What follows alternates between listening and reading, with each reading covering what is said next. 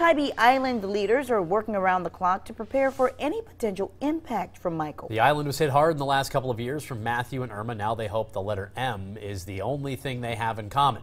News 3's Danny Dykes joins us now live on Tybee Island with more on our team coverage. Good morning, Danny.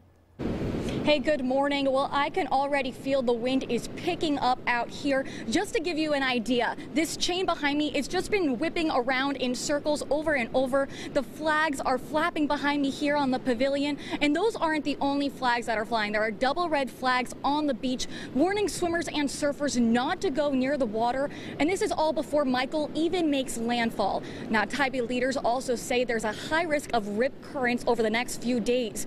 At this time, leaders are not planning to evacuate the island or shut down Highway 80, but they are watching the tide closely. They say we could see levels higher than normal depending on the heavy wind and rain from the storm.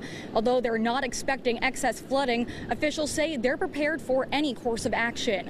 We'll have police out there making sure that the low-lying areas are watched, and if we do get inundation, that we let people know. We're pleased with the way we're operating. We're just going to hunker down and ride it out.